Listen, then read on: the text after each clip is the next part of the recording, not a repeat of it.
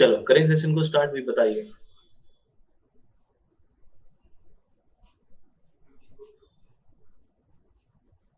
करें। चलो आपकी स्क्रीन पे पहला क्वेश्चन आने वाला है। बहुत शांति से क्वेश्चन के आंसर करने हैं, है ना। बिल्कुल आराम से, शांति से, रिलैक्स होके कंसेप्ट को समझ के आंसर करना है, बहुत रिलैक्स होके, ठीक है। All the very best. ये आपका स्क्रीन पे पहला क्वेश्चन है। क्वेश्चन है which among the following are natural green house gases. आपसे पूछा है निम्नलिखित में से कौन सी प्राकृतिक ग्रीन हाउस गैसें हैं।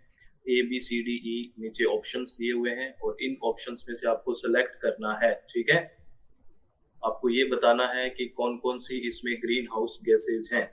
तो मैं पोल दूंगा, पोल में आंसर करना है। कमेंट बॉक्स में कोई आंसर नहीं करेगा, तो अच्छे से इस क्वेश्चन को पढ़ लो। मैं अभी आपको पोल दूंगा, ठीक है। आपके पास 15 सेकंड है, क्वेश्चन को पढ़िए।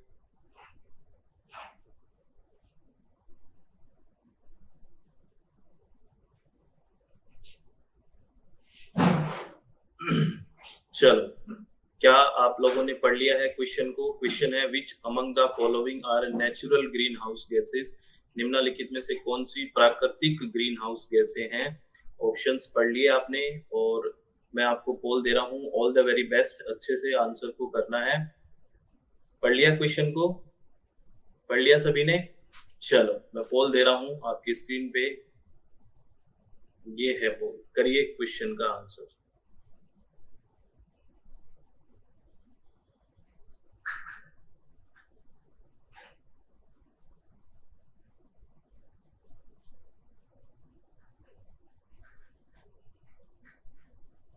तेरी एक भी स्टूडेंट ने दिया है क्या राइट? किसी ने आंसर, किसी ने राइट आंसर दिया है?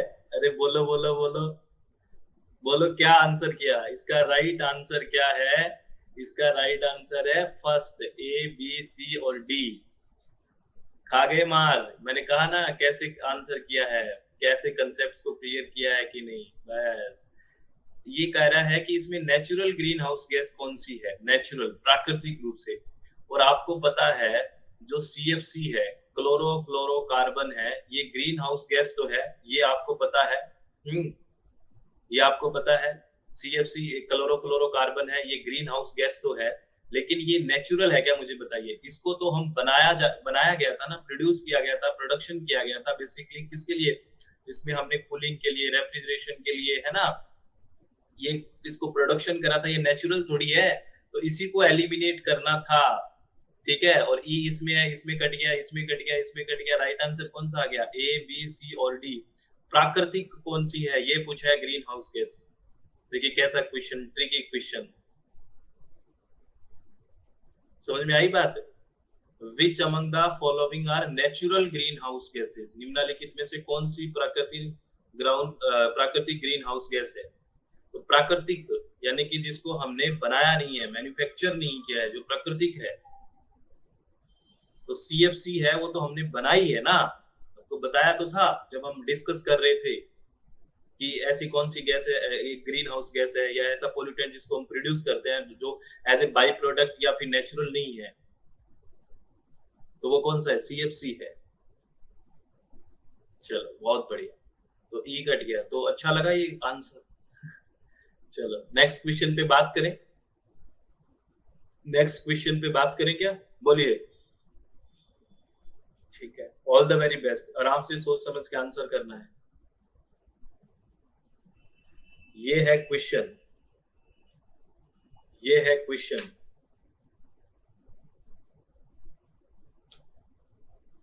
देखिए Vimal ma'am, very good evening.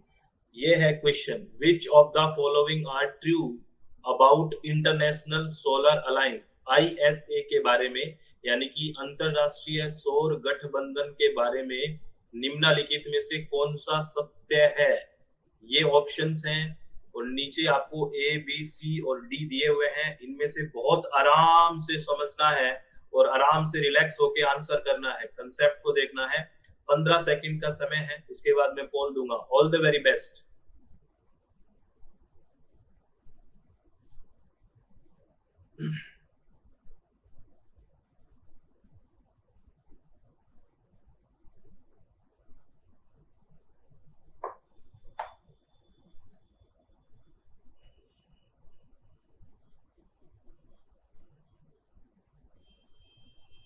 चलो ऑल द वेरी बेस्ट, मैं पोल दे रहा हूं, अच्छे से आंसर करना है।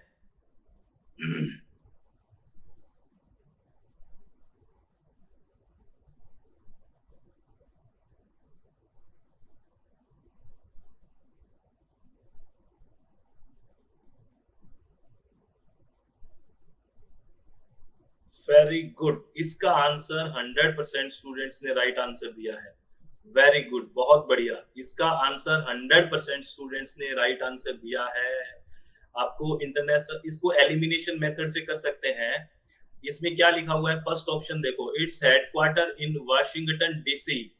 इंटरनेशनल सोलर अलायंस का जो मुख्यालय है वो कहाँ है बताइए, वाशिंगटन डीसी में है क्या?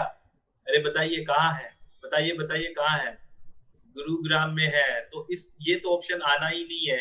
ए को एलिमिनेट करो तो ए इसमें है, ए इसमें है, ए इसमें है, तीनों में है, और चला गया राइट आंसर बी। ठीक है, B option is the right answer. Headquarter आपको पता है गुरुग्राम में है, तो इसलिए ये गलत हो गया।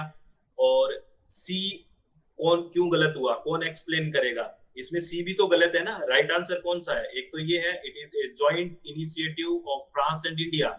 यह फ्रांस और भारत की एक संयुक्त पहल है, ये बिल्कुल ठीक बात है। देर आर 121 सिग्नेटरी कंट्रीज, 121 हस्ताक्षरकर्ता देश हैं, ये भी पता है।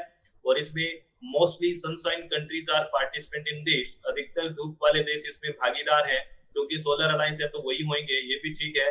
कल्पना ने मैम वेरी गुड इवनिंग। तो सी ऑप्शन को भी एलिमिनेट किया है, फर्स्ट को तो कर दिया हमने हेडक्वार्टर, इससे हमारा ऑप्शन तो बन गया आपसे, ठीक है। लेकिन सी क्यों है? ये सी में लिखा हुआ है कि most of the participants countries are in the southern hemisphere. ये कह रहा है भाग लेने वाले अधिकांश देश दक्षिणी गोलार्ध में है। नहीं नहीं, अगर आप अर्थ के बारे, अभी मैं आपको इमेज दिखाऊंगा एक, वो नॉर्दर्न हेमिस्फीयर में है, कर्क रेखा और मकर रेखा के बीच के देशेस हैं, या ना ट्रॉपिक ऑफ कैंसर और कैप्रिकॉर्न के बीच। तो ये ऑप्शन इसलिए गलत हो गया, यहाँ पे नॉर्दर्न हेमिस्फीयर आता, यानी कि उत्तरी गोलार्ध आता तो ठीक आता, तो इसलिए ये राइट आंसर नहीं है। यानी कि इसका ऑप्शन हो गया बी, डी और E option is the correct answer. तो समझिए कहां पे, इसको थोड़ा डिटेल में समझते हैं, क्योंकि इंटरनेशनल सोलर अलायंस जो आपका एक टॉपिक है ना, इंटरनेशनल एग्रीमेंट्स का, वहां से क्वेश्चन आने की बहुत ज्यादा संभावनाएं बनी रहती है। तो चले इसके बारे में कुछ और बात कर लेते हैं। ये क्या कह रहा है, in January 2016 Indian prime minister Narendra Modi and then French President Francois Hollande jointly laid the foundation stone of the ISA headquarter in जो पहाड़ी अपनी गुरुग्राम वहां पे है। बेसिकली क्या है, जनवरी 2016 में भारतीय प्रधानमंत्री नरेंद्र मोदी और तत्कालीन फ्रांसीसी राष्ट्रपति फ्रांसवा ओलांद ने संयुक्त रूप से भारत के गुरुग्राम में ग्वाल पहाड़ी में IAS मुख्यालय की आधारशिला रखी, ISA की, इंटरनेशनल सोलर अलायंस की। ठीक है, एक बात तो ये, और आपसे कई बार ये भी पूछा है कि इसके साथ और कौन से, जो हमारे भारत के साथ फ्रांस भी था। ठीक है, ये भी आपको याद रखना है, ये भी बात पूछी जा चुकी है। और दूसरा, ये जो इंटरनेशनल सोलर अलायंस है, इसमें 121 कंट्रीज ने इनिशिएशन लिया है, most of the being the sunshine countries which lie either completely or partially between the tropic of cancer and the tropic of capricorn. क्या कह रहे हैं, अंतरराष्ट्रीय सौर गठबंधन 121 देशों का एक गठबंधन है, जिसमें से अधिकांश धूप वाले देश हैं, जो पूरी तरह या आंशिक रूप से कर्क रेखा और मकर रेखा के बीच स्थित है। आपसे अब की बार के एग्जाम में ये भी पूछ लिया कि जो इंटरनेशनल सोलर अलायंस के जो देश है वो कहाँ पे स्थित है, तो आपको बताना है ज्यादातर देश है वो Tropic of cancer and the tropic of Capricorn, यानी कि कर्क रेखा और मकर रेखा के बीच स्थित है। यानी कि ज्यादातर देश कहाँ पे है, नॉर्दर्न हेमिस्फीयर की तरफ है। मैं आपको एक इमेज दिखाता हूँ, इससे आपको और क्लियर हो जाएगा। ठीक है, देखिए, most of the countries participants are from the northern hemisphere, भाग लेने वाले अधिकांश देश उत्तरी गोलार्ध से हैं। तो देखिए यहाँ पे, देखिए ये सन, और ये देखिए इमेज आपको दिख रहा है। तो ये क्या है, यहाँ पे ये इक्वेटर है, भूमध्य रेखा है, बीच में आपको दिख रही है। और ये क्या है, ट्रॉपिक ऑफ कैंसर है ना, कर्क रेखा है ना, यहाँ पे दिख रहा है आपको। और ये कैप्रिकॉर्न हो गया। तो ज्यादातर देश इन्हीं के बीच है, देखिए ये रे, ठीक है ना, ये वाला। समझ में आई बात? तो इसीलिए नॉर्दर्न हेमिस्फीयर आता तो राइट आंसर होता। याद रखना, ये भी आपसे क्वेश्चन पूछा जा सकता है कि मोस्ट ऑफ द जो पार्टिसिपेंट कंट्री है वो किसमें है, नॉर्दर्न हेमिस्फीयर में है। ना कि साउदर्न हेमिस्फीयर में, यानी कि उत्तरी गोलार्ध में है, दक्षिणी गोलार्ध में नहीं है। तो ये क्वेश्चन आपको समझ में आया? बोलो बोलो बोलो फटाफट। वेरी गुड इवनिंग कल्पनालय मैम, बोलिए, समझ में आया सभी को? चलो बहुत बढ़िया, और ये सभी का ठीक था क्वेश्चन, बहुत अच्छी बात है। Please, very good evening. Next question, all the very best. Next question की तरफ चलते हैं। ये क्वेश्चन बहुत ही शानदार क्वेश्चन है, ये जिसमें हम वेस्ट मैनेजमेंट की बात करते हैं, जहां बेशल कन्वेंशन की बात करते हैं, वहां भी मैं बात करता हूँ, हजार्डियस सब्सटेंस की बात करते हैं, जहां पे हम डस्टबिन के कलर की भी बात करते हैं। याद आया? ये है which of the following are classified as hazardous substances, निम्नलिखित में से किन्हें खतरनाक पदार्थ के रूप में वर्गीकृत किया गया है ना? ये आपका क्वेश्चन है। Activated substances, okay Nilesh ji, कोई बात नहीं। अब ठीक है। Ignitable substances, corrosive substances, reactive substances, toxic substances, इसमें से ये ऑप्शन से आपको देना है, ठीक है ना? सक्रियता पदार्थ, दहनीय पदार्थ, संक्षारक पदार्थ, प्रतिक्रियात्मक पदार्थ और विषैले पदार्थ, ठीक है? इसमें से आपको ऑप्शन चूज करने हैं।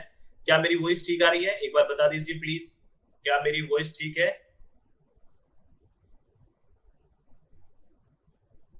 ओके, चलो मैं अभी पोल दूंगा, आराम से शांति से देख के करना।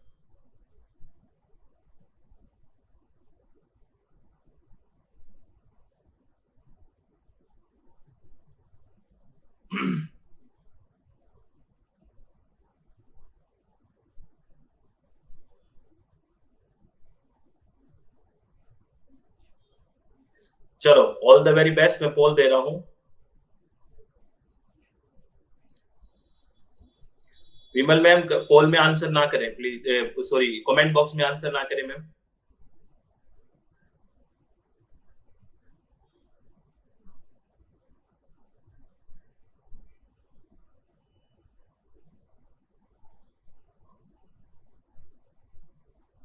अरे क्या कर रहे हो? बहुत कम बच्चों ने आंसर ठीक करा है, सिर्फ 33% स्टूडेंट्स ने राइट आंसर किया है। क्या हो गया है? किसे खतरनाक पदार्थ के रूप में वर्गीकृत किया है? खतरनाक पदार्थ कौन से हैं? खतरनाक पदार्थ, इसका राइट आंसर कौन सा गया है? इसका राइट आंसर गया है second, B C D E. ये second option is the right answer, ठीक है ना? आपने देखा है कभी ट्रकों के पीछे वो साइन बने होते हैं? देखो इसमें, इसको तो आप छोड़ ही नहीं सकते। टॉक्सिक सब्सटेंस खुद भी खतरनाक होते हैं, जो रिएक्टिव होंगे वो भी खतरनाक है, कोरोजिव जो संक्षारण कर देंगे, है ना, किसी पे लग के उसको खराब कर देंगे, कोरोजन कर देंगे, और इग्निटेबल जो दहनीय है, ज्वलनशील है। तो बी सी डी ई हो गया, क्योंकि आपको 4 ऑप्शन चूज करने हैं बेसिकली। तो ये रिएक्टिव वाला सब्सटेंस होता है, ये रिएक्टिव, रिएक्ट करने वाला, तो हो गया। तो इसमें एक आप ऑप्शन काट देते ए वाला, क्योंकि इसमें बेस्ट ऑप्शन की जाए। और हजार्डियस सब्सटेंस का क्लासिफिकेशन में दिखाता हूं, मैं आपको एक इमेज दिखाता हूं। बहुत अच्छा क्वेश्चन है ये। देखिए, ऐसे आपने देखे होंगे इमेजेस, जो हजार्डियस सब्सटेंसेस वगैरह, कोई ट्रक वगैरह ऐसे कुछ लेके जाते हैं, तो आपने देखा होगा एक्सप्लोजिव जो सब्सटेंस होता है, ठीक है, ऐसा साइन होगा उसके लिए। हजार्डियस टू द एनवायरनमेंट, जो पर्यावरण के लिए हजार्डियस होगा, उसके लिए होगा। गैस जिसमें होगी अंडर प्रेशर, वो होगा। टॉक्सिक जो होगा वो ये होगा, है ना, हेल्थ हजार्ड के लिए रहेगा, सीरियस ऐसा रहेगा। जो ऑक्सीडाइजिंग एजेंट होगा, एक तरह से ज्वलनशील वगैरह भी हो सकता है, ये होगा। फ्लेमेबल भी हो गया, जो ज्वलनशील होगा। कोरोजिव जो संक्षारण वगैरह कर देगा। हेल्थ हजार्ड, ये 9 कैटेगरीज बेसिकली रखी गई है। कितनी है ये? 9 कैटेगरीज है।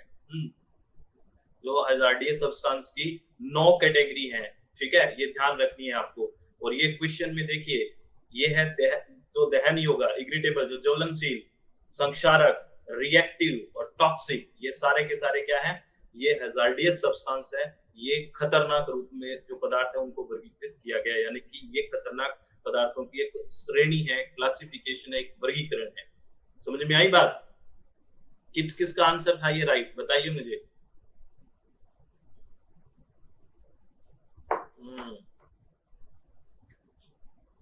वेरी गुड शालिनी, बहुत बढ़िया। कुछ कुछ बच्चे ठीक कर रहे हैं। और मैं फिर कह रहा हूँ कि कमेंट बॉक्स में कोई आंसर ना करे, आराम से क्वेश्चन को पढ़ें, जल्दी कुछ भी नहीं करनी है, एकदम आराम से सोच के आंसर करिए, बिल्कुल शांति से सोच के आंसर करिए, ठीक है?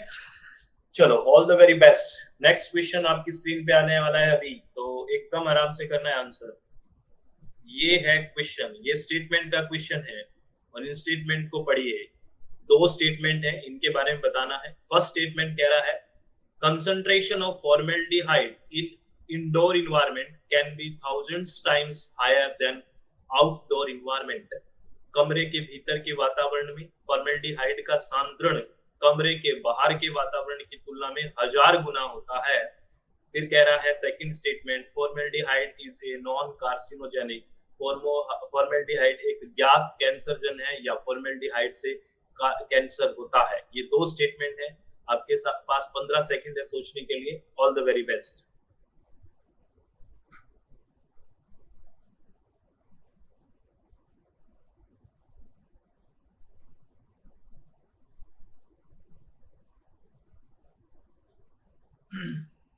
चलो, अभी मैं पोल दे रहा हूं, अच्छे से शांति से आंसर करना है।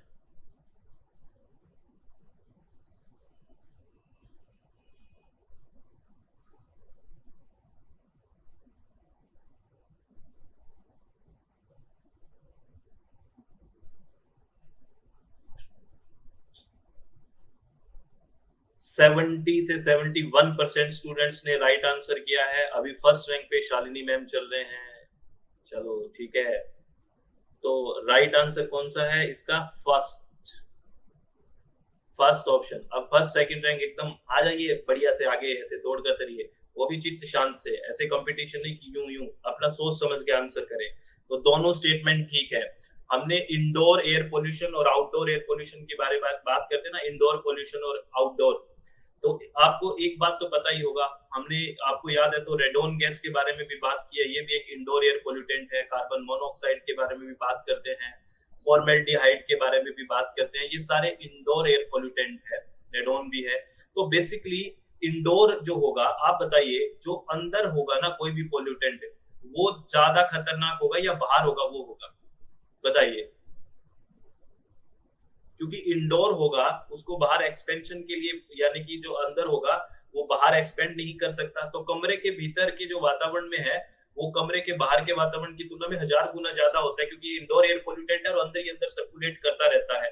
तो एक बात ये तो बिल्कुल ठीक है, अंदर ही अंदर सर्कुलेट कर रहेगा, एक्सपेंशन के लिए टाइम नहीं मिलेगा, तो बहुत ज्यादा है, क्योंकि ये इंडोर एयर पोल्यूटेंट है, के अंदर है वो, 1000 गुना ज्यादा है ये बाहर की बजाय। और फॉर्मेल्डिहाइड है, आपको पता है ये पोल्यूटेंट है, और इसकी वजह से क्या हो सकता है? कैंसर हो सकता है, और जिसकी वजह से कैंसर होता है उसको, वो क्या है? कार्सिनोजेनिक है। तो यही तो ये कह रहा है, तो ये भी स्टेटमेंट ठीक है। यानी कि बोथ स्टेटमेंट्स आर ट्रू। इसके दोनों को दोनों कथन है, पहला और दोनों, दूसरा दोनों क्या है? सही है। ठीक है, वेरी गुड, इसमें आपने थोड़ा ठीक किया। नेक्स्ट क्वेश्चन की तरफ चलते हैं। ऑल द वेरी बेस्ट, अच्छे से सोच समझ के आंसर करना है। ये क्वेश्चन देखिए, वीओसी पे है, ये वोलेटाइल ऑर्गेनिक कंपाउंड के ऊपर है, यानी कि वाष्पशील कार्बनिक यौगिक पे है। स्टेटमेंट पहला कह रहा है volatile organic compounds are emitted from vehicles, यानी कि वाहनों से वाष्पशील कार्बनिक यौगिक निकलते हैं, ये पहला स्टेटमेंट है। दूसरा कह रहा है volatile organic compound are emitted from some trees, कुछ वृक्षों से वाष्पशील कार्बनिक यौगिक निकलते हैं। ये दो स्टेटमेंट है। इन दोनों स्टेटमेंट के बारे में 15 सेकंड सोच लीजिए।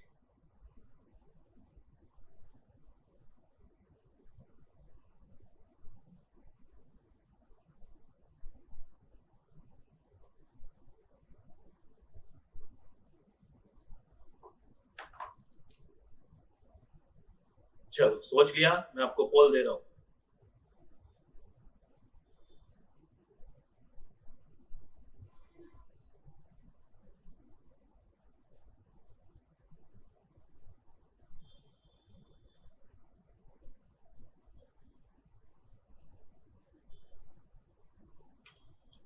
लगभग 44% लोगों ने राइट आंसर किया है, 44 से 45% स्टूडेंट्स ने।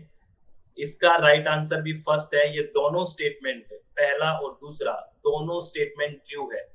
बेसिकली ये तो आपको पता है कि जो वीओसी है, वोलेटाइल ऑर्गेनिक कंपाउंड है, वाष्पशील कार्बनिक यौगिक है, वो व्हीकल से निकलते हैं। ये स्टेटमेंट तो आप लोगों को थोड़ा ठीक लग रहा था, है ना? आप कर देते, क्योंकि वीओसी के बारे में हम बात करते रहते हैं। लेकिन आप यहाँ पे कंफ्यूज हो गए कि ट्री से भी निकलता है क्या। हाँ, कुछ जो पेड़ पौधे हैं, कुछ जो वृक्ष हैं, बेसिकली जो ट्रीज है, वहां से भी वोलेटाइल ऑर्गेनिक कंपाउंड्स निकलते हैं, ये भी आपको ध्यान रखना है। और ये क्वेश्चन, इस तरह का स्टेटमेंट 2 से 3 बार आपके पेपर में पूछा जा चुका है, क्योंकि ये हम गलत कर देते हैं, हमें लगता है ट्री होगा तो यार कैसे इमिट करेगा, लेकिन नहीं, कुछ स्पीसीज ऐसी है, प्लांट स्पीसीज, जो बेसिकली वोलेटाइल ऑर्गेनिक कंपाउंड का इमिशन करती है, यानी कि वाष्पशील कार्बनिक क्योंकि उससे निकलते हैं। तो ये भी स्टेटमेंट बिल्कुल ठीक है। तो both statement first and second are true. ठीक है, ये बात आप अपने व्हाइट पेज में नोट कर लीजिए कि वीओसी है वो कुछ क्या है, कुछ पेड़ ट्री से भी या कुछ वृक्षों से भी निकलता है, ये आपको ध्यान रखना है। ठीक है, आई बात समझ में? बोलिए फटाफट। चलो चले नेक्स्ट क्वेश्चन पे चले। सब रेडी हैं एकदम? डीप ब्रीथ कीजिए और वापस कंसंट्रेट कीजिए फटाफट कि मैं आप सारे क्वेश्चन ठीक करूंगा इस तरह से। बिल्कुल, ऑल द वेरी बेस्ट। ये है आपके स्क्रीन पे क्वेश्चन, कह रहा है which one of the following is included while estimating air quality index। वायु गुणवत्ता सूचकांक की गणना करते समय निम्नलिखित में से किसको शामिल किया जाता है? N2O यानी कि नाइट्रस ऑक्साइड, NO2 यानी कि नाइट्रोजन डाइऑक्साइड, N2O3 यानी कि डाई नाइट्रोजन ट्राइऑक्साइड, या फिर N2O5 डाई नाइट्रोजन पेंटाऑक्साइड। ये आपकी स्क्रीन पे क्वेश्चन है। आप 10 सेकंड इसके बारे में सोच लीजिए और उसके बाद मैं पोल दूंगा। All the very best.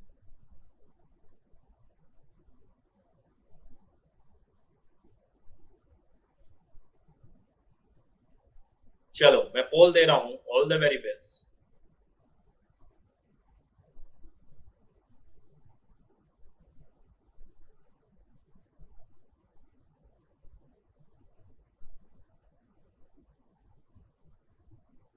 बहुत लोगों ने रिवीजन नहीं कर रहे, गलत बात। 62% स्टूडेंट्स ने राइट आंसर किया है, लगभग 62 से 63% स्टूडेंट ने। अरे याद आया, हमने वो एक एयर क्वालिटी इंडेक्स के बारे में बात करते हैं, जो सीपीसीबी की बात करते हैं, सेंट्रल पोल्यूशन कंट्रोल बोर्ड की, और हम उसकी लिमिट पढ़ते हैं, याद है? SO2 की बात करते हैं, NO2 की बात करते हैं, PM 2.5 की बात करते हैं, PM 10 की बात करते हैं, कार्बन मोनोऑक्साइड की बात करते हैं। ऐसे याद आया वो पूरा का पूरा टेबल, है ना? याद आया एयर क्वालिटी इंडेक्स में? तो उसमें क्या है, NO2 तो लेते हैं, जिसमें हम एनुअल की भी बात करते हैं और 24 आवर्स की भी बात करते हैं कि कितनी कितनी मात्रा है, याद है?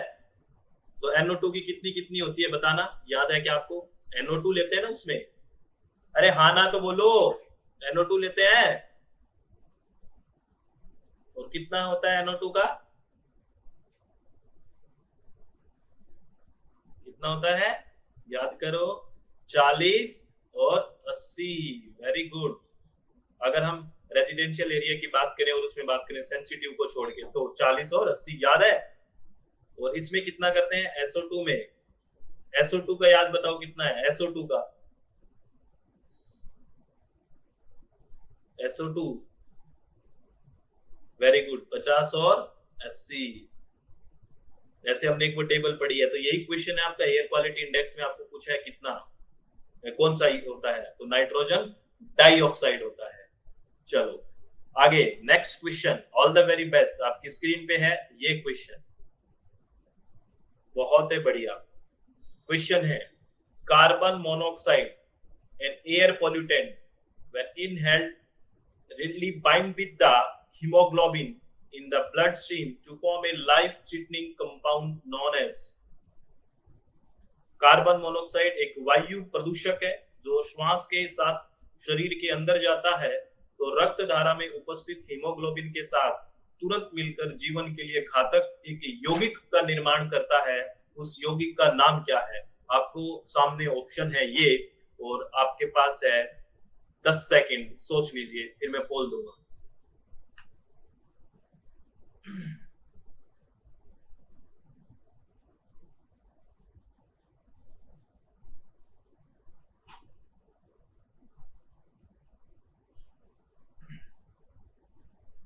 चलो अब मैं पोल दे रहा हूं, ऑल द वेरी बेस्ट।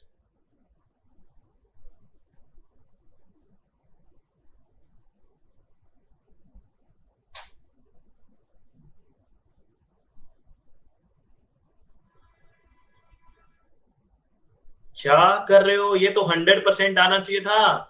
इसमें भी 44 और 45% स्टूडेंट्स ने राइट आंसर करता किया है। कार्बोक्सी हीमोग्लोबिन के बारे में बात नहीं करते हम, कार्बोक्सी हीमोग्लोबिन के बारे में आपको बताया तो था। अरे क्या करते हो कि आप, मैंने आपसे ये बहुत अच्छे से डिस्कस किया था कि हम जब भी जाते हैं तो हम क्या चेक करवाते हैं, हमारे ब्लड में एचबी चेक करवाते हैं, हीमोग्लोबिन चेक करवाते हैं। क्यों चेक करवाते हैं, तो पूछते हैं ना कि खून कितना ग्राम है, तो कोई कहता है मुझे में 14 है, कोई 12 है।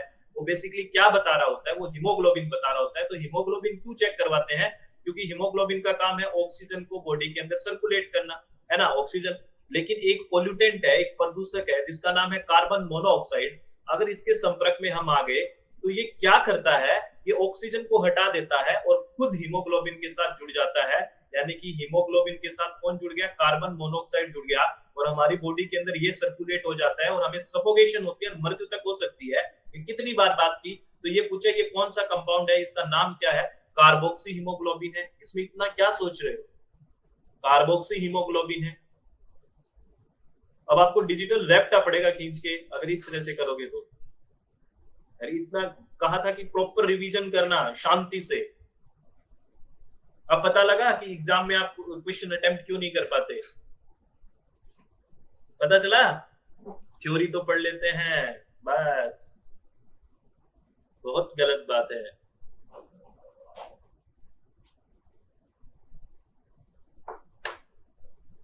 नेक्स्ट क्वेश्चन की तरफ चले क्या, नेक्स्ट क्वेश्चन बोलिए, यस और नो, रेडी है आप लोग। चलो all the very best. Next question है आपकी स्क्रीन पे, ये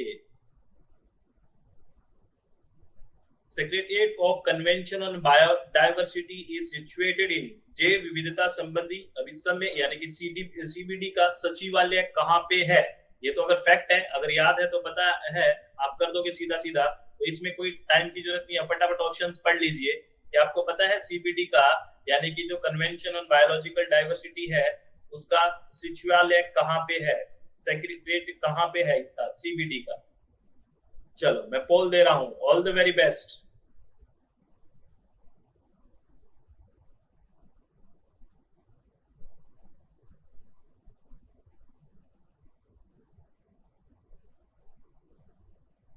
बहुत लोग तुक्के मार रहे हैं, बहुत है लोग, रेप्टे पे रेप्टा पड़ेगा तुम लोगों को। ओनली 40% स्टूडेंट्स ने राइट आंसर किया है। दिस इज मॉन्ट्रियल कनाडा के अंदर, आपको बताया था, बहुत आराम से बताया था, लेकिन हम क्या करें सर, हम भूलने की प्रवृत्ति है और आपकी बताने की। शालिनी शुक्ला मैम अभी भी फर्स्ट पोजीशन पे है, नंदनी मैम सेकंड पोजीशन पे और कुकी मैम थर्ड पोजीशन पे।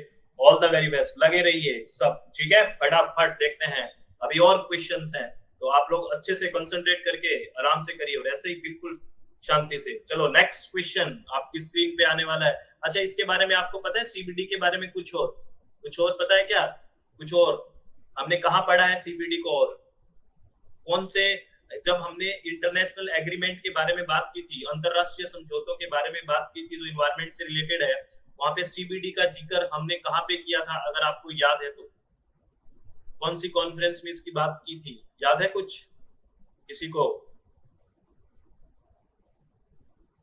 आपने ईयर ठीक लिख दिया कल्पना ले ma'am, Rio conference, very good, very good, Rio conference, very good, Rio में, बहुत ही बढ़िया। नेक्स्ट क्वेश्चन, ये क्वेश्चन देखिए क्या है, ये ट्रीटमेंट से है, वाटर का ट्रीटमेंट जब हम बात करते हैं, विच of the following is a chemical treatment in water treatment process, जल शोधन प्रक्रिया में निम्नलिखित में से कौन सा एक रासायनिक शोधन है। अगर आपको याद है तो हम फिजिकल के बारे में बात करते हैं, केमिकल के बारे में बात करते हैं और बायोलॉजिकल ट्रीटमेंट के बारे में बात करते हैं, भौतिक के बारे में, रासायनिक के बारे में और जैविक के बारे में बात करते हैं। तो आपसे ये पूछा है, नीचे जो लिखे हुए हैं इसमें से कौन सा केमिकल ट्रीटमेंट है, जल शोधन प्रक्रिया में कौन सा एक रासायनिक शोधन है। आपकी स्क्रीन पे ऑप्शंस हैं ये, आप यू हैव 10 सेकंड्स।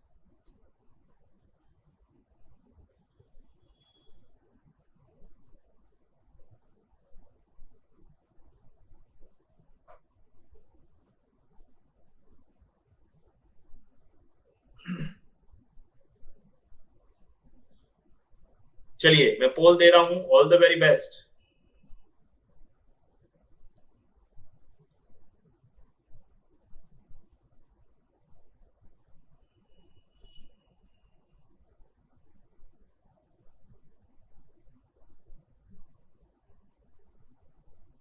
वही 44 से 45, 40% स्टूडेंट्स ने राइट आंसर दिया। गलत बात, बहुत गलत बात।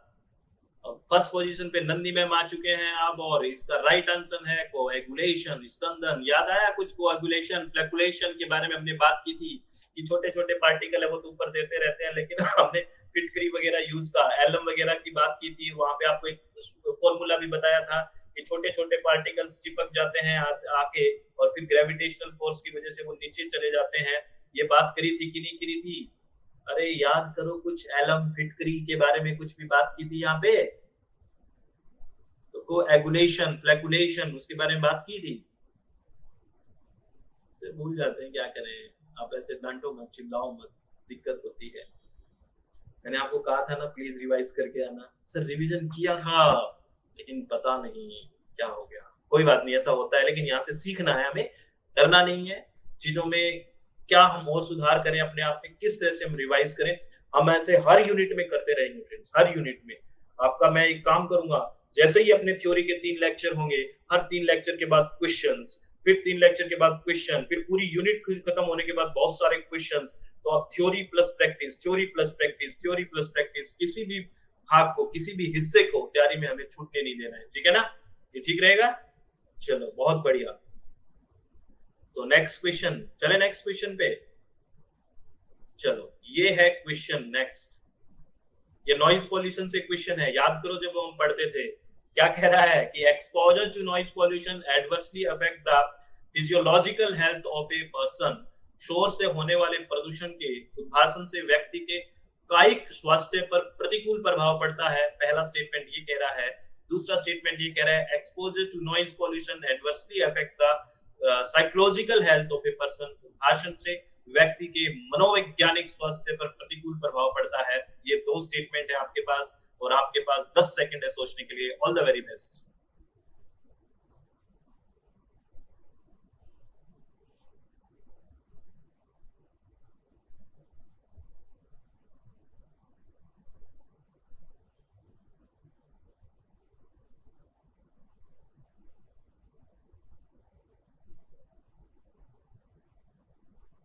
चलो मैं पोल दे रहा हूं, all the very best.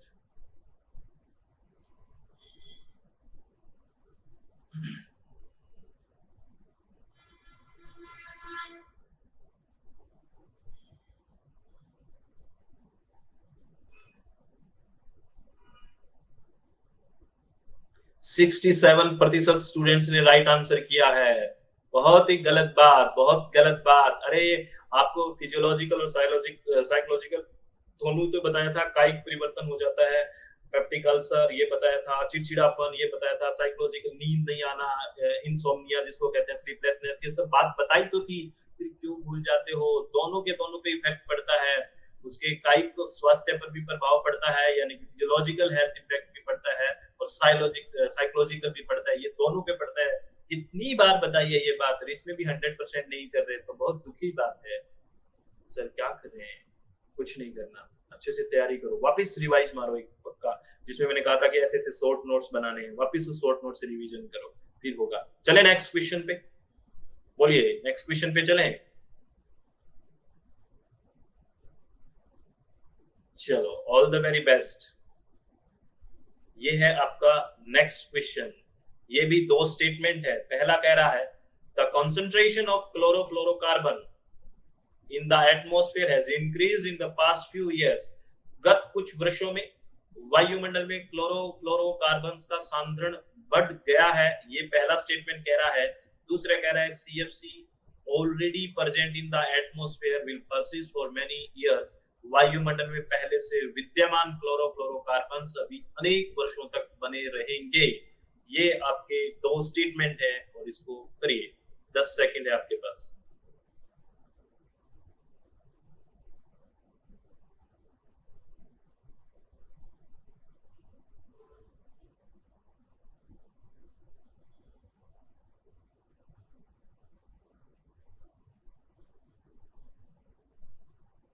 Okay, मैं पोल दे रहा हूं, ऑल द वेरी बेस्ट।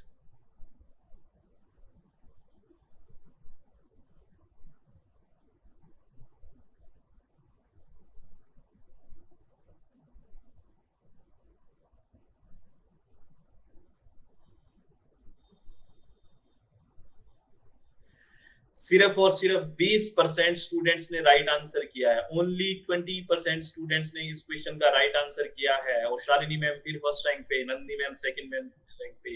चलो all the very best sir. इतना कंपटीशन मत बढ़ाओ, अरे ऐसे ही मजे लेने के लिए करो कि मुझे फर्स्ट रैंक आना है, डिप्रेशन या प्रेशर से नहीं, खुशी से। तो इसमें पहला स्टेटमेंट गलत है, सेकंड स्टेटमेंट है वो ठीक है, लेकिन आपसे ये गलती हुई है तो कोई बात नहीं।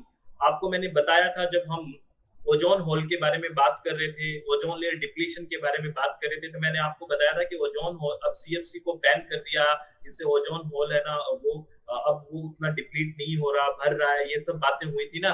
तो कुछ ईयर्स में इसका इंक्रीज नहीं हुआ है ना। क्लोरोफ्लोरोकार्बन का सांद्रण बढ़ा नहीं है, ठीक है, क्योंकि इसका यूज ही कम हो गया, तो इंक्रीज नहीं हुआ है बेसिकली। इसमें हमने बड़ा पॉजिटिवली काम किया। और इसमें आपको पता है एक स्टेटमेंट आया था कि ये मॉन्ट्रियल प्रोटोकॉल एक सबसे सक्सेसफुल रहा है। और ये किसने कहा था, मैंने आपको बताया भी था। मॉन्ट्रियल प्रोटोकॉल की बात हुई थी ना, हम वियना कन्वेंशन, मॉन्ट्रियल प्रोटोकॉल और किगाली एग्रीमेंट के बारे में बात करते हैं। और वहां एक नोट लगा के आपको बताया था कि ये protocol Kofi Annan, very good Kalpana में ये बात की थी ना कि इन्होंने कहा था कि बहुत सक्सेसफुल रहा है। तो इंक्रीज कहाँ है, डिक्रीज, कम कम कम कर रहे हैं हम। तो ये पहला स्टेटमेंट गलत हो गया, तो वैसे ये ऑप्शन हो जाता। और आपको पता है जो सीएफसी पहले से मौजूद है हमारे वायुमंडल के अंदर, हमारे एटमॉस्फेयर के अंदर, वो तो लंबे टाइम तक बनी रहेगी ना, क्योंकि हम उसका लाइफ टाइम पढ़ते हैं, अगर आपको याद है तो लाइफ टाइम पढ़ते हैं ना, तो ये तो कई साल तक रहेगी। तो ये बात बिल्कुल ठीक है। तो पहला स्टेटमेंट गलत है, दूसरा स्टेटमेंट सही है। तो राइट ऑप्शन इसका हो गया डी हो गया, ठीक है। चलो ऑल द वेरी बेस्ट। चले नेक्स्ट क्वेश्चन की तरफ। बोलो नेक्स्ट क्वेश्चन, रेडी है सब लोग? चलो बहुत बढ़िया। ये है आपके स्क्रीन पे नेक्स्ट क्वेश्चन, क्या कह रहा है सुनिए। असर्शन क्या कह रहा है, children are much more vulnerable than adults to environmental toxins. पर्यावरणीय जीव विष से बच्चे वयस्कों की तुलना में अधिक सुमेध होते हैं, यानी कि मोर वल्नरेबल होते हैं, ज्यादा उनको हानि पहुंचेगी, बेसिकली ये कह रहा है। रीजन कह रहा है for each kilogram of body weight, children drink more water, eat more food and breathe more air than adult। शारीरिक वजन के प्रति किलोग्राम के हिसाब से वयस्कों की तुलना में बच्चे अधिक जल पीते हैं, भोजन लेते हैं तथा अधिक हवा श्वास के रूप में लेते हैं। ये असर्शन रीजनिंग का क्वेश्चन है। सोच लीजिए 10 second. All the very best.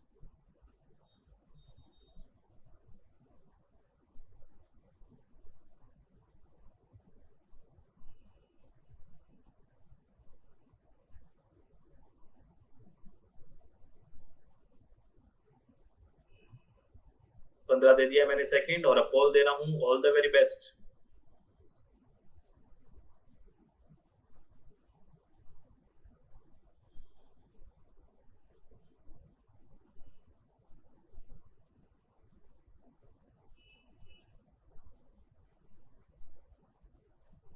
%67 student ने राइट आंसर किया है, वेरी गुड।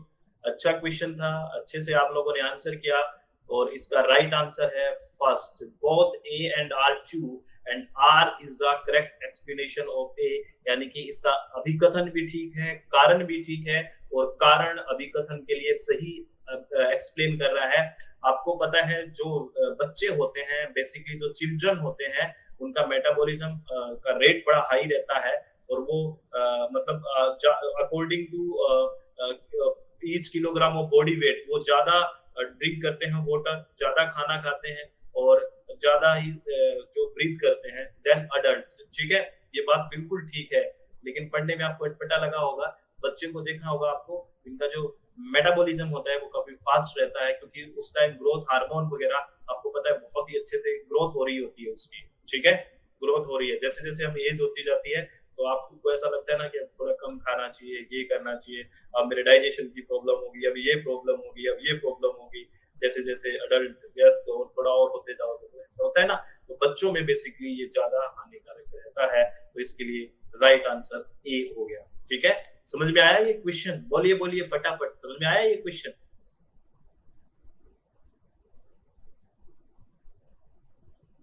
ठीक है, चले नेक्स्ट क्वेश्चन पे, बोलिए नेक्स्ट क्वेश्चन पे चले। चलो, ऑल द वेरी बेस्ट। ये क्वेश्चन ये करके दिखाओ, क्या है? Which one of the following is not, इस नोट को पढ़ लेना। देखो मैं नोट को नहीं पढ़ा, क्यों नहीं पढ़ा? आंखें बंद हो गई थी। Which one of the following is not a national action plan on climate change, यानी कि NAPCC की बात करते हैं ना। निम्नलिखित में से कौन सा जलवायु परिवर्तन पर राष्ट्रीय कार्य योजना नहीं है, ये पूछा है आप लोगों से। कौन सा नहीं है? ऑल द वेरी बेस्ट, सोच लीजिए 10 सेकेंड, फिर ऑप्शन दूंगा।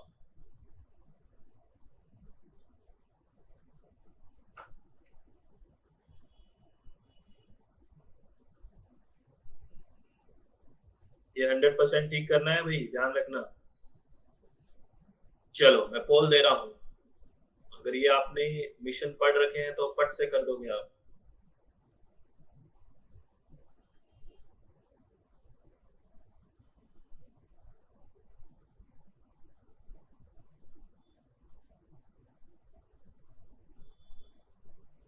ओहो, 70% लोगों ने ही राइट आंसर किया है। अरे ये कितने, माथा कितना ही मार लो आप लोगों से, कितना बताया था कि कौन कौन से 8 हैं। ये कहाँ है उसमें? National mission on Indian ocean, Hind महासागर पर राष्ट्रीय मिशन है उसमें क्या? नहीं है। हमने NAPCC के बारे में बात नहीं की थी कि आपको बताया था millennium development goal, sustainable development goal, NAPCC। तो NAPCC में सोलर मिशन है, ग्रीन इंडिया मिशन है, वाटर मिशन है, ये 8 मिशन के बारे में बात की थी ना। हिमालय के इकोसिस्टम के बारे में बात करता है, ये सब बातें की थी। आपको हैबिटेट के बारे में बात करता है। उसमें कहाँ लिखा हुआ कि इंडियन ओशियन के लिए हिंद महासागर पर राष्ट्रीय मिशन कहाँ था? नहीं था ना, नोट। तो इसका राइट आंसर सेकंड आ गया, मतलब ये नहीं है। समझ में आई बात? बोलो बोलो बोलो।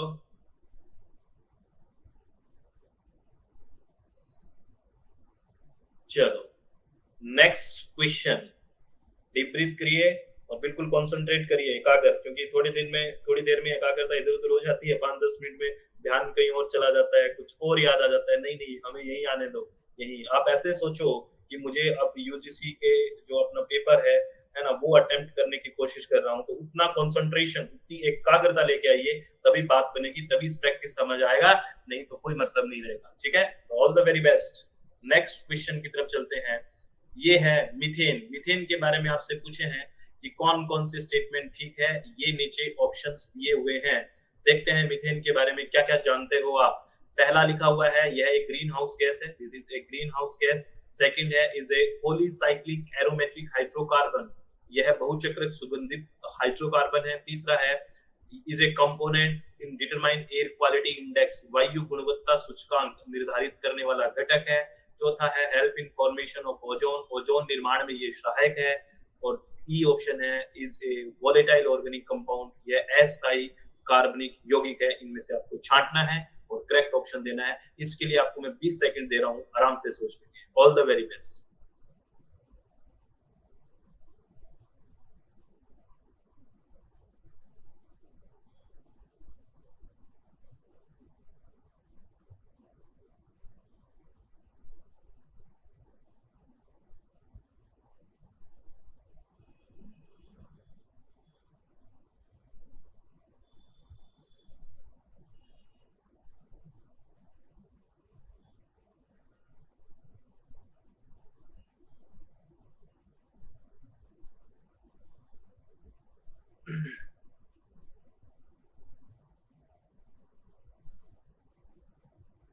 काफी टाइम दे दिया है मैंने, क्या पोल दे दूं? आप लोगों ने अगर पढ़ लिया है तो एक बार यस लिख के भेज दीजिए, अगर पोल देना है तो वाई देख के भेज दीजिए, अगर और टाइम चाहिए तो एन लिखिए, नो वाई यस। ठीक है, चलो मैं पोल दे रहा हूँ, all the very best.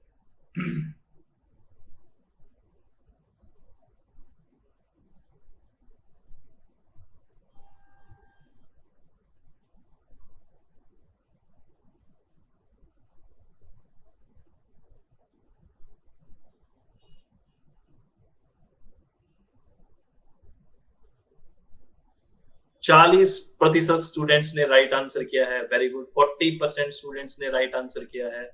Shalini Shukla ma'am first rank पे है अभी, फिर भी ननंदिनी मैम सेकंड और कुकी मैम थर्ड पे। चलो ऑल द वेरी बेस्ट।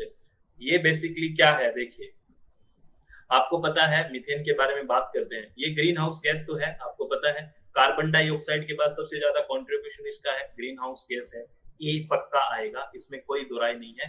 तो डी ऑप्शन तो वैसे ही कट गया, इसमें ए नहीं है, तो इसको तो देखो ही मत, इसकी तरफ झांकना ही नहीं है, ये तो गया। तो सेकंड क्या है, is a polycyclic aromatic hydrocarbon, बहुचक्र पॉलीसाइक्लिक सुगंधित हाइड्रोकार्बन है।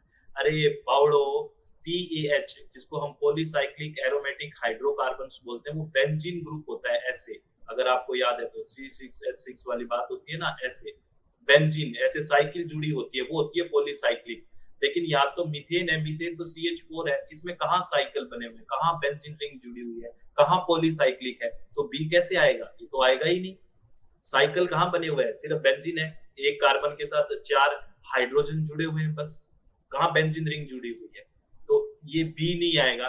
तो बी नहीं आएगा तो ये भी कट गया। अब आपके पास दो ऑप्शन बच गए, बी और सी। थर्ड ऑप्शन देखिए, C is a component in determining air quality index, वायु गुणवत्ता सूचकांक निर्धारित करने वाला घटक है। आप एयर क्वालिटी इंडेक्स में मीथेन के बारे में पढ़ते हो क्या, पहले ये बताओ। एयर क्वालिटी इंडेक्स के बारे में मीथेन के बारे में पढ़ते हो क्या, हाँ या ना? नहीं पढ़ते, तो ये भी चला गया। नहीं पढ़ते, एयर क्वालिटी इंडेक्स में कहाँ पढ़ते हो मोनिका मैम? वहां पे तो हम SO2, NO2, carbon monoxide, PM10, PM2.5, ammonium, है ना, बेंजोअल्फा पायरीन, ये सब पढ़ते हैं। इसको कहाँ पढ़ते हैं, ये नहीं पढ़ते, तो ये चला गया। अब बाकी बचा डी। आपको पता है ये जो ट्रोपोस्फेरिक ओजोन है, इसके निर्माण में इसका बहुत सहयोग है, ये ऑक्सीडेशन के प्रोसेस से बनाता है। तो ये भी आपको ध्यान रखना है, ये आपके व्हाइट जो पेज है उसमें नोट कर लेना। एक ये हो गया, एक ये हो गया, और आपको पता है ये एक गैस है, एक तरह से वोलेटाइल ऑर्गेनिक कंपाउंड है ये भी, मीथेन। तो ए, डी और E is the right answer. तो second option is the right answer. बहुत अच्छा क्वेश्चन है। और मीथेन आपको पता ही है कैसे, कहां से निकलता है, पहले बताया था ना आपको, वेटलैंड से, लैंडफिल साइड से, जुगाली करने वाले जानवर हैं, ये सब चीजें बताई थी आपको। तो राइट आंसर इसका क्या है, बी है, यानी कि ए, डी और ई। आता ही समझ में? Very good. इसके बारे में कुछ बातें मैंने लिख भी दी है ना। डी कैसे सर? डी ये वोलेटाइल है, अस्थायी ऑर्गेनिक यौगिक है, उड़ जाता है। ये देखो अस्थायी है, मीथेन गैस है, वोलेटाइल है ये तो, मीथेन तो उड़ जाती है। मीथेन गैस है, वोलेटाइल है ना ये।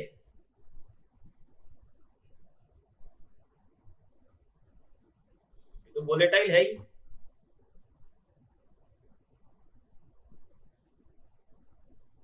अच्छा, ये ओजोन फॉर्मेशन वाला, हाँ, बेसिकली जो मीथेन है ना, जैसे हमने NO2 के बारे में बात की थी, अगर आपको याद है तो, कि ये टूटता है, वैसे ही मीथेन का जो ऑक्सीडेशन होता है, ये भी ओजोन फॉर्मेशन में हेल्प करता है। मीथेन के ऑक्सीडेशन से ये ओजोन फॉर्मेशन की तरफ प्रोसीड करता है, वहां पे भी फ्री रेडिकल वगैरह की बात होती है। तो आप याद रखना कि मीथेन है वो ओजोन फॉर्मेशन में सहायक है, ओजोन निर्माण में सहायक है, ठीक है कुकी मैम? समझ में आई बात? इसके बारे में मैंने कुछ बातें लिख दी है। मीथेन है वो एक short lived and potent green house gas है। मीथेन एक अपेक्षाकृत अल्पकालिक और शक्तिशाली ग्रीन हाउस गैस है। इसके बाद है, ये देखो, it also react the atmosphere to form ground level ozone, लिख दिया है ना। That is itself is a green house gas as well as a pollutant that is associated with adverse health effect such as impaired respiratory health and premature mortality. ये सीधा and damage vegetation, क्या लिखा हुआ है, यह वायुमंडल में जमीनी स्तर पर ओजोन बनाने के लिए भी प्रतिक्रिया करता है, जो स्वयं एक ग्रीन हाउस गैस होने के साथ साथ एक प्रदूषक भी है। तो ग्रीन हाउस फॉर्मेशन में भी, यानी कि ओजोन फॉर्मेशन में भी ये हेल्प करता है, ये आप देख लो। तो ये सीधा सीधा लिख दिया है, तो ये याद रखना आपको, ठीक है। और क्या है, मीथेन कहां से निकलता है, ये भी हमने बात की थी। Methane is emitted by natural resources such as wetlands, anthropogenic source such as agriculture, coal mines, municipal solid waste, oil and gas system and waste water. Methane प्राकृतिक स्रोतों जैसे आर्द्र भूमि और मानवजनित स्रोतों जैसे कृषि, कोयला खदानों, नगर पालिकाओं का ठोस अपशिष्ट, तेल और गैस प्रणालियों और अपशिष्ट जल द्वारा उत्सर्जित होती है। लैंडफिल वगैरह हम बात करते हैं ना, तो ये भी शब्द जोड़ देना, भूमि भराव। ठीक है, चलो बहुत ही बढ़िया। आज का अपनी क्लास का एक क्वेश्चन, लास्ट क्वेश्चन करें या और भी पूछें? लास्ट क्वेश्चन करते हैं, आधे क्वेश्चन कल कर लेंगे, है ना। अपने नेक्स्ट मैं सोच रहा हूँ कि एक बार और क्वेश्चन लेके आए ऐसे तगड़े तगड़े क्वेश्चन, फिर आपकी यूनिट पक्की हो जाएगी। कल फिर लेके आऊँ ना क्वेश्चन एक बार और, फिर पक्की हो जाएगी यूनिट। बताओ, कल और लेके आऊँ क्वेश्चन? ठीक है, आज की लास्ट क्वेश्चन, आज की क्लास का लास्ट क्वेश्चन। चलिए, ऑल द वेरी बेस्ट। आज की क्लास का लास्ट क्वेश्चन है आपकी स्क्रीन पे ये। नहीं, इससे पहले मैं आपको पॉलीसाइक्लिक के बारे में बता देता हूँ, ठीक है ना। पॉलीसाइक्लिक की एक स्लाइड रहेगी, सॉरी ये बता देता हूँ। पॉलीसाइक्लिक एरोमेटिक हाइड्रोकार्बन बेसिकली क्या होता है, क्योंकि यहाँ से भी आपसे क्वेश्चन पूछा गया है, उसमें नहीं था ना पॉलीसाइक्लिक वाला ऑप्शन, हमने काटा है। तो बेसिकली पॉलीसाइक्लिक एरोमेटिक हाइड्रोकार्बन, जिसको शॉर्ट में PAH बोलते हैं, ये क्या है? ये ऑर्गेनिक कंपाउंड है, ये इनकम्प्लीट कंबशन से बनते हैं, ठीक है ना, यानी कि अपूर्ण दहन से ये बनते हैं। अपूर्ण दहन या उच्च दबाव की प्रक्रिया से ये एक कार्बनिक यौगिक का एक वर्ग है। जैसे इसमें ये रिंग होती है, जैसे मैं कह रहा था ना बेंजीन रिंग आपस में जुड़ी होती है, तो ये होता है पॉलीसाइक्लिक एरोमेटिक हाइड्रोकार्बन, जिस मीथेन नहीं है ये, है ना, ये होता है बेसिकली। चलो, तो अब आपकी स्क्रीन पे ये है नेक्स्ट क्वेश्चन, और आज की क्लास का ये अंतिम क्वेश्चन। देखते हैं कौन टॉपर रहता है इस क्वेश्चन से। सेकंड वाले फर्स्ट पे आते हैं, थर्ड वाले फर्स्ट पे आते हैं। ऑल द वेरी बेस्ट सभी को। What is the full form of NBOD? NBOD का पूर्ण रूप क्या है? Neutral biochemical oxygen demand, natural biochemical oxygen demand, normalised biochemical oxygen demand, nitrogenous biochemical oxygen demand. These are 4 options. You have 10 seconds. आपके पास 10 second है और मैं फिर आपको कॉल दूंगा।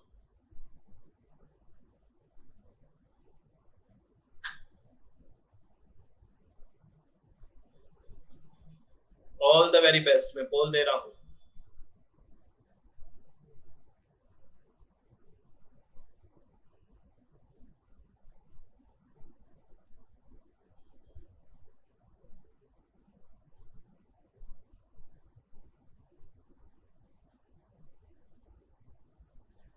फिर 40% स्टूडेंट्स ने राइट आंसर दिया है। इसका राइट आंसर डी है। और देखते हैं कौन फर्स्ट रैंक पे है। कॉन्ग्रेचुलेशंस। कौन है फर्स्ट रैंक पे? नंदनी मैम फर्स्ट पोजीशन पे। कॉन्ग्रेचुलेशंस नंदनी मैम, बहुत बहुत बधाई हो, कॉन्ग्रेचुलेशंस। और शालिनी मैम सेकंड रैंक पे और कुकी मैम थर्ड रैंक पे। ऑल द वेरी, बहुत बढ़िया, कॉन्ग्रेचुलेशंस नंदनी मैम, बहुत बहुत बधाई आपको। अब 5 लगातार टेस्ट में देखते हैं कौन फर्स्ट रहता है, ठीक है ना। कंपटीशन को एकदम हेल्दी रखना है, कि आराम से करना है, प्रेशर नहीं लेना है, अच्छे से करना है कि मैं फिर आगे जाऊं। इसमें वो दौड़ नहीं कि पीछे से छोड़ के, हम साथ आगे बढ़ेंगे और अच्छे से क्वालिफाई करेंगे। इसका राइट आंसर है क्या? First option, nitrogenous biochemical oxygen demand. हम बीओडी के बारे में बात करते हैं ना, बीओडी के बारे में बात करते हैं, तो इस बेसिकली CBOD है, एक तो कार्बन वाली, ठीक है ना, और एक नाइट्रोजन वाली, ये है, ठीक है, ये याद रखना है। और मैंने आपको लिख भी दिया है, क्या है?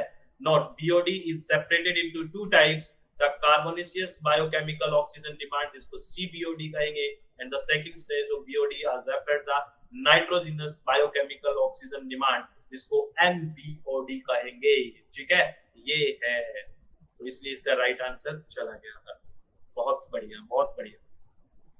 तो कैसा लगा आप लोगों को ये? सीरियसली बताओ, कैसा लगा? मजा आया आपको? ऐसा लगा कि हाँ, आप थ्योरी के साथ हमारा प्रैक्टिस सेशन भी मजबूत हो रहा है और हमें कोई दिक्कत नहीं आनी?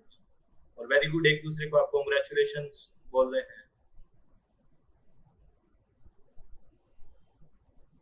कोई बात नहीं, ऐड कर लीजिए, इसको ऐड कर लीजिए मोनिका मैम, ठीक है ना, ऐड कर लीजिए ऐसे कि ये कोई भी क्वेश्चन में आपको एक नया कंसेप्ट मिले कि अच्छा ये चीज नहीं है, तो ऐड कर लीजिए, ऐड कर लीजिए उसको, ठीक है ना।